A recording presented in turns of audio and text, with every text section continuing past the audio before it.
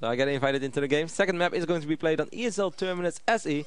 That's really fun, and yeah, you guys just tune in time. You can see the heart and the smiley face from ho8ot. Still a very happy guy. I'm glad he's so happy. I'm still gonna ask him what he takes. No one can be that happy on a Sunday afternoon. Oh, even though he's smacking Protosses around, that must be pretty entertaining. I'd be happy too if I were beating Zergs.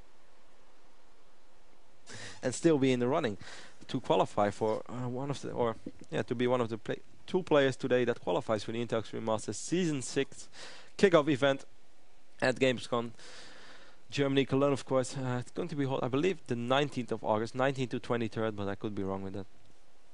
Anyway, it's going to be a super sick event. $21,000, excuse me. Prize money for StarCraft 2 tournament. Unfortunately, this game crashed, so we're gonna have to rehost. But yeah, that's not the end of the world. Minor delay gives me a little bit of time to take another look at the grid. See if we missed out on anything. Really spectacular. Wow, Lowly managed to beat Empire Beastie. I'm a little bit sad about it because I would have loved, actually. I never met Beastie QT in my life. I don't even know how he looks. He's very mysterious about that. He just always says he looks very good and he's very cool. And he sounds really cool for a Serbian player. But yeah, I'm sad I never met him. Would love to see him at such a big event. Unfortunately, he lost against Lowly, well, who's an excellent player, so no shame in that. Never met Lowly either, though, and would actually like to meet him. No invite as of yet. So we can still Mo1 against Xlord. Nice ZVZ for the ZVC fans out there.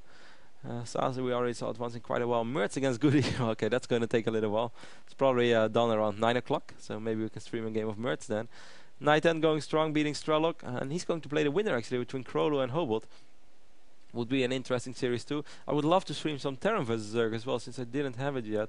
So I'm going to keep a close eye on Nerd Perhaps he will play against Show. Yes, he will play against Show. So Bly beat Death Angel, but he lost against Show.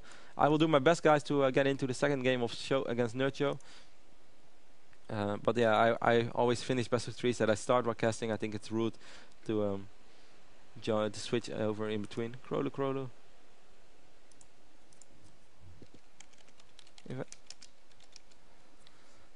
He seems to be in game already, but I did not get invited as of yet. Hope they didn't forget me. But he's not on busy, so he should be able to read it. Is that alright, guys? Oh, there we go. I was about to switch over the camera again. Fortunately, I don't have to.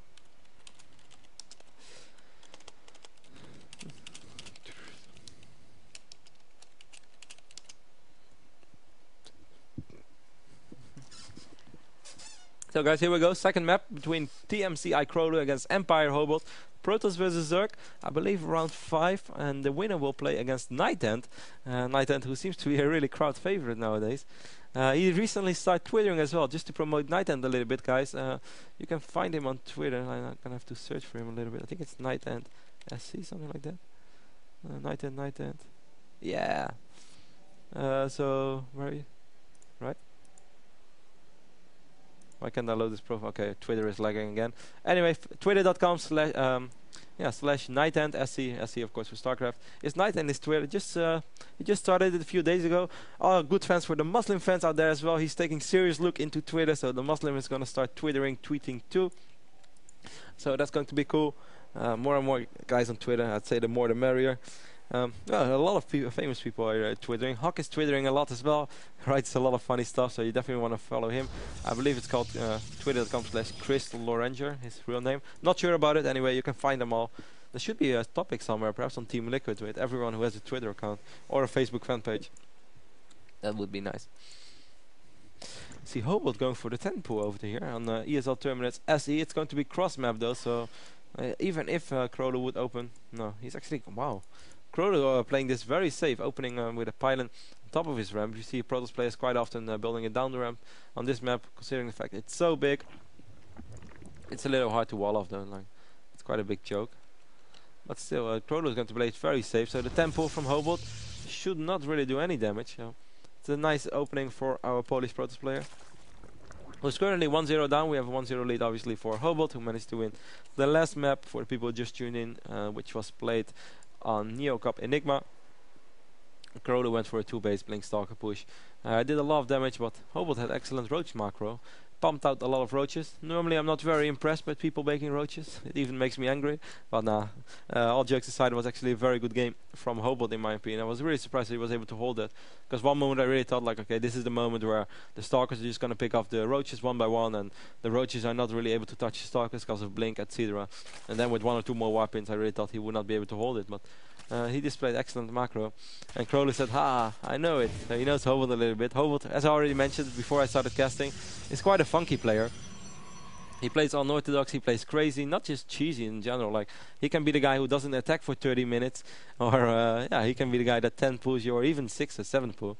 KroLu should not think that he's too far ahead though. It's just a 10 pull. I mean, sure, it's a little bit of an investment, but it's not the end of the world for Zerg. I mean, if he hits 2 larvas injections and he morphs in a couple of drones, obviously it's not as good as it normally is, but don't get fooled. Don't think you can just forget him now and win the game, because that's definitely not going to happen. Here we have the Zerglings, but we have one Zealot already easily standing there.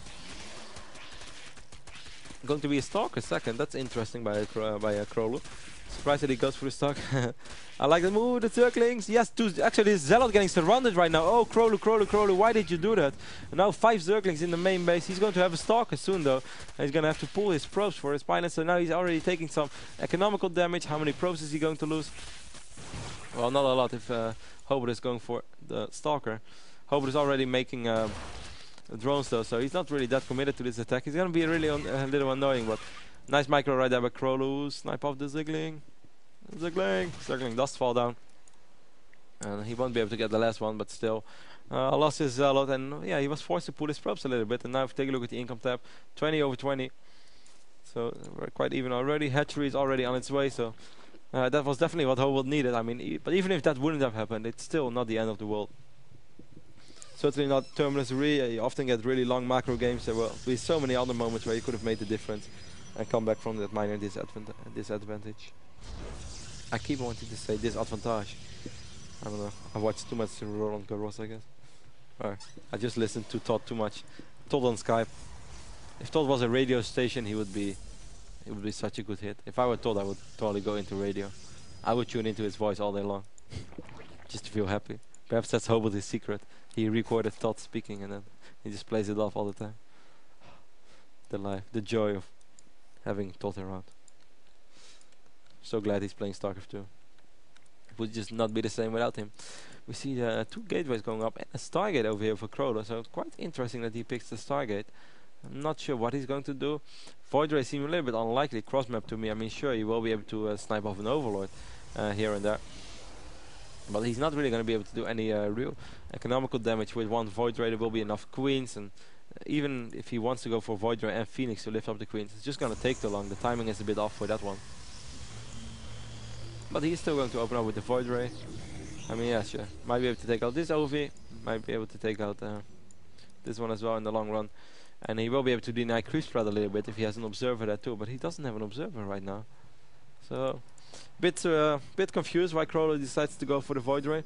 And wow, he's only at 24 probes right now. While ho8ot is already at 36 probes. Drones. 36 drones. Wow, and they were like 20 over 20. And now he's 14 workers ahead. So, sure, larva injection is very good. Oh, even see the Hydra list then going on already. Does he know? Yes. Actually, he did manage to scout the Stargate.